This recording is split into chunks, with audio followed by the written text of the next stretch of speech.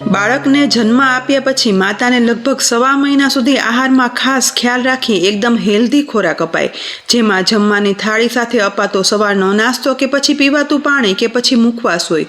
બધી વાનગી એવી રીતે બનાવાય કે જેથી માતા અને બાળક બંનેની તબિયત સારી રહે, નવી શક્તિનો સંચાર થાય અને ગેસ વાયુની તકલીફ દૂર થાય.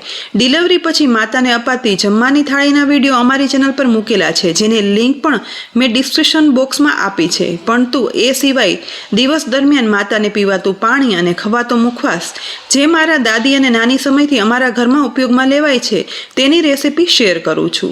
ડિલિવરી પછી 1.5 મહિના સુધી અપાતું પાણી આયુર્વેદિક ઔષધિવાળું હોય છે, તો તે બનાવવા માટે અહીં ગેસની ફ્લેમ ચાલુ કરી તેના ઉપર સોસપેનમાં 1/2 લીટર પાણી ગરમ કરવા માટે ઉમેરશું. ડિલિવરી પછી માતા જો દરેક સમયે હુંફાળું ગરમ પાણી પીવે ને તો શરીરમાં રહેલો વધારાનો કચરો દૂર થાય અને વધારાની ફેટ એટલે કે ચરબી પણ નથી થતી અને ખવાતી વાનગીનું પાચન થાય છે. પણ સાથે આ પાણીમાં આયુર્વેદિક 2 ઔષધિ ઉમેરાય છે, જેમાં પહેલી છે વાવડિંગ. કાળા મરી જેવડું આ ફળ વજનમાં એકદમ હળવું. આ વાવડિંગ સરૈયાની દુકાને સહેલાઈથી મળી જાય. બીજા ઘણા અદ્ભુત ગુણોની સાથે વાવડિંગ છે ને તે શરીરમાં પાચન શક્તિ વધારે, શરીરમાં રહેલો ગેસ, વાયુ કે પેટમાં થતા કૃમિ દૂર કરે. માટે અહીં 1/2 લીટર ગરમ થતા પાણીમાં 1 ટીસ્પૂન જેટલા આખા વાવડિંગ ઉમેરશું, જેનું પાણી પીવાથી માતાને પાચન પણ સારું થાય અને ગેસ નથી થતો, જેથી નવજાત બાળક ફીડિંગ પછી સાંજે ગેસ થવાના કારણે રડતું હોય ને તો તેના માટે ખૂબ ફાયદાકારક છે. તેની સાથે બીજી ઔષધિ લઈએ વાકુંભા. કુંભી વૃક્ષોના ફળને કહે છે વાકુંભા, જે કલરમાં ભૂરાથી કાળા અને લવિંગને મળતા આવતા ફૂલ જેવા હોય છે. અનેક ગુણો ધરાવતા વાકુંભા બાળકોને થતા પેટમાં કૃમિ, વાયુના રોગ દૂર કરી પાચન શક્તિ મજબૂત કરે છે. અહીં 1/2 લીટર પાણીમાં 3 થી 4 વાકુંભાના ફૂલ ઉમેરી દેવાના અને વાવડિંગ સાથે જ પાણીમાં ઉકાળવાના. તેની સાથે જો શિયાળો હોય ને તો 1/2 ટીસ્પૂન સૂંઠ પાવડર ઉમેરવાનો, પરંતુ ઉનાળામાં ડિલિવરી આવી હોય ને તો સૂંઠ પાવડર ગરમ પડે માટે નહીં ઉમેરવાનો. પહેલાંના સમયમાં વાવડિંગ અને વાકુંભા બંને મિક્સ કરી તેની કાપડની પોટલી બનાવી આ પોટલી પાણીમાં ઉકળવા માટે ઉમેરતા, તો તે રીતે પણ કરી શકાય. પણ અહીં મેં આ બધું ડાયરેક્ટ ઉમેર્યું છે.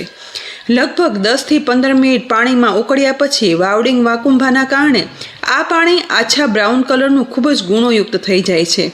તો ઉકળેલા આ પાણીને હવે ગેસ પરથી નીચે ઉતારી સાવ ઠંડુ થવા દઈએ. પાણી નોર્મલ રૂમ ટેમ્પરેચર પર આવી જાય ને એટલે ઠંડુ થતાં જુઓ એકદમ ડાર્ક બ્રાઉન કલરનું થઈ ગયું છે. તેને ગળી વડે ગાળી લેવાનું અને ત્યાર પછી ગાળેલા આ પાણીને ડિલિવરી પછી માતા 1.5 મહિના સુધી રેગ્યુલર આખા દિવસમાં ગરમ કે પછી ઠંડુ પીવડાવવાનું, જેથી માતા અને બાળકને થતા નાના મોટા રોગો દૂર થઈ રોગ પ્રતિકારક શક્તિ, પાચન શક્તિ વધારી વાયુના રોગને અટકાવે ખૂબ જ ઉપયોગી છે. તેની સાથે હવે ડિલિવરીમાં ખવાતી બીજી વસ્તુમાં છે મુખવાસ. તો આ મુખવાસ બનાવવા માટે લઈશું 1/2 કપ સુવાદાણા, તેની સાથે 1/4 કપ સફેદ તલ લેવાના અને 1/8 કપ અજમો લેવાનો. સાથે લઈશું 1 સૂકા કોપરાનો અડધો વાટકો. બનાવવાની શરૂઆત સૌથી પહેલાં એક ડીશમાં સુવાદાણા ઉમેરી દઈ સાથે 1/2 ટીસ્પૂન હળદર પાવડર અને 1/2 ટીસ્પૂન મીઠું સહેજ એવું પાણી વડે મિક્સ કરી દેવાનું. તાસીરમાં ગરમ સુવાની ભાજીના બીજને સુવાદાણા કહેવાય. સુવાદાણા શરીરમાં થતા વાયુ, પાચનને લગતા રોગ દૂર કરી રોગ પ્રતિકારક શક્તિ, પાચન શક્તિ વધારનાર. સાથે ડિલિવરી પછી માતા સુવાદાણા ખાઈને તો શરીરમાં રહેલો વધારાનો કચરો પણ દૂર કરે છે. હવે સફેદ તલને એક ડીશમાં લઈ તેમાં 1/2 ટીસ્પૂન મીઠું ઉમેરી સહેજ એવું પાણી ઉમેર્યા પછી બધા તલ ઉપર મીઠું ચડી જઈને એ રીતે મિક્સ કરી લેવાનું. એ જ રીતે અજમાને પણ ડીશમાં લઈ તેમાં 1/2 ટીસ્પૂન મીઠું અને 1/4 ટીસ્પૂન હળદર પાવડર ઉમેરી સહેજ પાણી વડે બધું મિક્સ કરી લેવાનું. હવે આ ત્રણેય સામગ્રીને ત્યાર પછી 5 થી 6 કલાક પંખા નીચે કોરા થવા રાખી દેવાની, જેથી મીઠું, હળદર એકદમ સરસ બધામાં ચડી જાય. એ દરમિયાન એક મોટી ડીશ ઉપર મોટું ખમણ કરવાની ખમણી રાખી અને આ રીતે સૂકા કોપરાના વાટકાને ખમણી લેવાનો છે. ડિલિવરી પછી માતાને સૂકું કોપરું રાબમાં કે પછી કાટલા પાકમાં કે પછી આ જે મુખવાસ બનાવીએ છીએ ને એ રીતે ખવડાવવાના અનેક ફાયદા છે. પરંતુ તેની સાથે એક ફાયદો હું તમને વધારે કહું કે ડિલિવરી પછી માતાને ફીડિંગમાં દૂધ ઓછું આવતું હોય ને તો સૂકા કોપરાને પાણીમાં 7 થી 8 કલાક પલાળી પોચું થયેલું કોપરું માતા ચાવી અને ખાઈને તો ફીડિંગમાં દૂધ ખૂબ વધારે આવશે અને તમારું બાળક છે ને તે પણ હેલ્ધી બનશે. અહીં બધું કોપરું ખમણાઈ ગયું છે, તો હવે આ કોપરાને સાઈડમાં રાખી દઈએ અને 5 કલાક પછી કોરા થયેલા સુવાદાણા, અજમો અને તલ બધા કડક થઈ ગયા છે. તો હવે ગેસની લો ફ્લેમ પર પેનમાં શેકવા માટે સૌથી પહેલાં તલ ઉમેરશું, કારણ કે તેને શેકાતા સમય નથી થતો.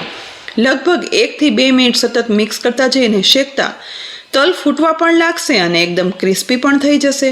બસ આવા તલ શેકાઈ જાય ને એટલે તેને ગેસ પરથી ઉતારી એક ડીશમાં કાઢી લેવાના. ફરી એ પેનને ગેસની લો ફ્લેમ પર રાખી તેમાં હળદર અને મીઠું આપેલો અજમો છે ને તે ઉમેરી દેવાનો. સતત મિક્સ કરતા જઈ અને અજમો શેકાતા પણ સમય નથી થતો. લગભગ 2 જ મિનિટ શેકાતા તે એકદમ ક્રિસ્પી થઈ જશે. તો તેને પણ હવે ગેસ પરથી ઉતારી અને શેકેલા તલ સાથે ઉમેરી દેવાનું. હવે ફરી એ જ ગરમ પેનને લો ફ્લેમ પર રાખી તેમાં સુવાદાણા ઉમેરશું અને મિક્સ કરતા જઈ અને શેકવાના. સુવાદાણાને શેકાતા થોડો એવો સમય થશે, પણ 4 થી 5 મિનિટ લો ફ્લેમ પર શેકાતા એકદમ સરસ સુગંધ સાથે સુવાદાણા શેકાઈ અને ક્રિસ્પી કડક થઈ ગયા છે. તો એ પેનને પણ નીચે ઉતારી સુવાદાણાને શેકેલા તલ અને અજમા સાથે ઉમેરી દેવાના. ત્યાર પછી ગેસની ફ્લેમ બંધ કરી દેવાનો, પણ પેન ગરમ છે તો તેને ગેસ પર રાખી તેમાં ખમણેલા કોપરાનું ખમણ ઉમેરી અને શેકવાનું છે.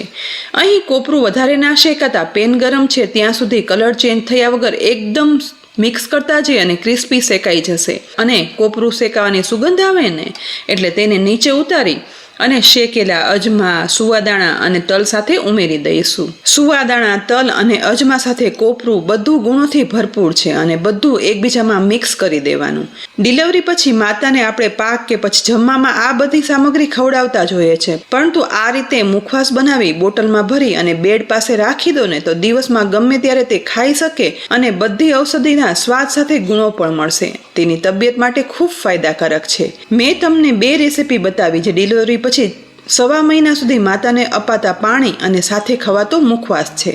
આ બંને રેસીપી ખૂબ જ ઉપયોગી, વર્ષો જૂની અને મારા દાદી મમ્મી પાસેથી શીખેલી છે. તો આ રેસીપી તમારા સગાવાલા, સંબંધી, ફ્રેન્ડ્સમાં જરૂરથી શેર કરજો, જેથી આ રેસીપીના ફાયદા બધા મેળવી શકે.